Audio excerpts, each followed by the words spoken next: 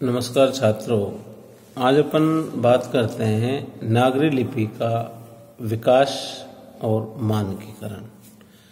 देखिए, नागरी लिपि का विकास और मानकीकरण ये जो हिंदी साहित्य के विद्यार्थी हैं उनको बहुत ही महत्वपूर्ण है कि प्रत्येक भाषा की अपनी एक लिपि होती है जिसमें उस भाषा को लिखा जाता है। प्रत्येक भाषा की अपनी लिपि होती है जिसमें उस भाषा को लिखा जाता है। तो लिपि किसे कहते हैं? लिपि लिखित ध्वनि संकेतों को, लिखित जो ध्वनि संकेत हैं उनको लिपि कहते हैं। हिंदी जिस लिपि में लिखी जाती है उसे नागरी या देवनागरी लिपि कहा जाता है। अंग्रेजी रोमन लिपि में, उर्दू फारसी लिपि में तथा पंजाबी गुरुमुखी लिपि में लिखी जाती है। भारत की दो प्राचीन लिपियां थीं जिसमें ब्राह्मी लिपि और खरोष्ठी लिपि। इनमें से ब्राह्मी लिपि से ही देवनागरी लिपि का विकास हुआ है। देवनागरी लिपि का प्रयोग हिंदी, मराठी, नेपाली भाषाओं को लिखने में होता है। इसके अतिरिक्त संस्कृत, प्राकृत और अपभ्रंश भाषाएं भी देवनागरी लिपि में ही लिखी जाती हैं। देवनागरी लिपि का समुचित जो विकास है वो 8वीं सदी में हुआ। गुजरात के राष्ट्रकूट नरेशों की ये लिपि थी। ब्राह्मी लिपि के कई क्षेत्रीय रूपांतर थे। इनमें से एक रूपांतर उत्तरी शाखा के रूप में था जिसे नागरी लिपि कहते थे। इसी से देवनागरी लिपि का विकास हुआ है। कुछ लोगों का मत है कि यह गुजरात के नागर ब्राह्मणों की लिपि थी तथा इसके अक्षर तांत्रिक चिन्ह देवनागर के अनुरूप चौकोर हैं, इसलिए इसे देवनागरी कहने लगे।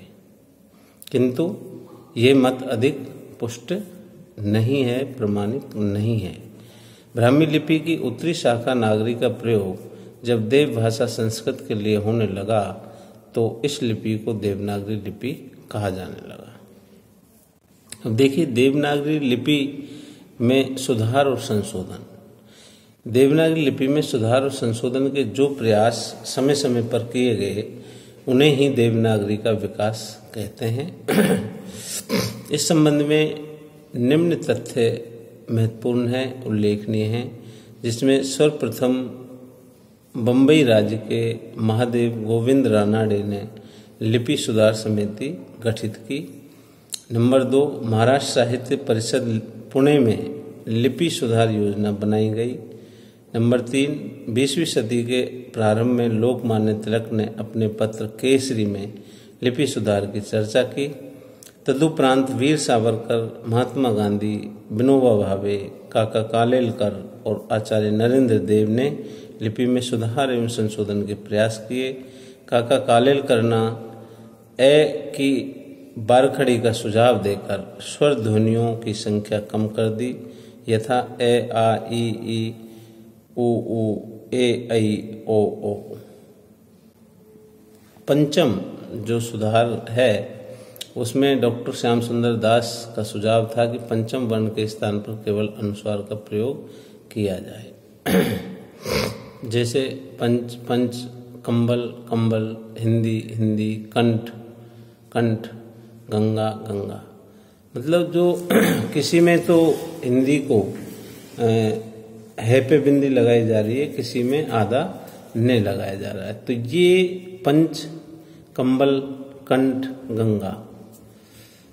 श्रीनिवास दास जी ने सुझाव दिया कि इस लिपि से महाप्राण ध्वनियां निकाल दी जाएं और उनके स्थान पर अल्पप्राण ध्वनियों के नीचे कोई चिन्ह लगाकर काम चलाया जाए।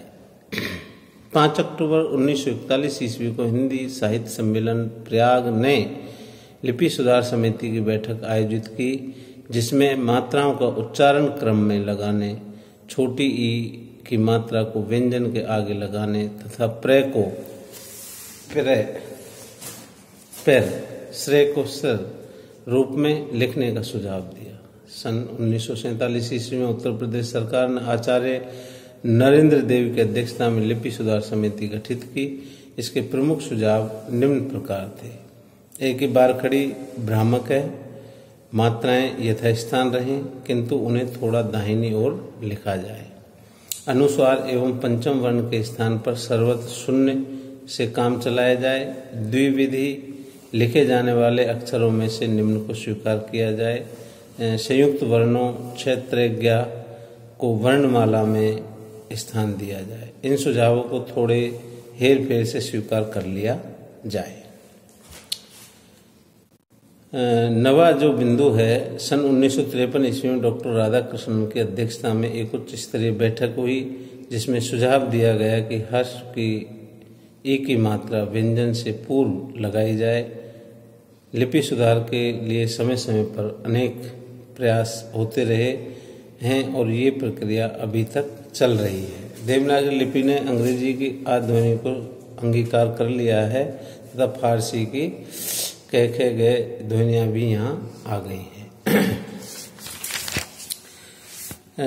ये देवनागरी लिपि की देखिए जो वैज्ञानिकता है उसके ऊपर भी एक प्रश्न कई बार पूछा जाता है कि देवनागरी लिपि की वैज्ञानिकता को स्पष्ट कीजिए उसको। तो उसमें देखिए देवनागरी लिपि रोमन एवं फारसी लिपि की तुलना में अधिक वैज्ञानिक है। इस लिपि में गुण अधिक हैं, दोष न्यूनतम है।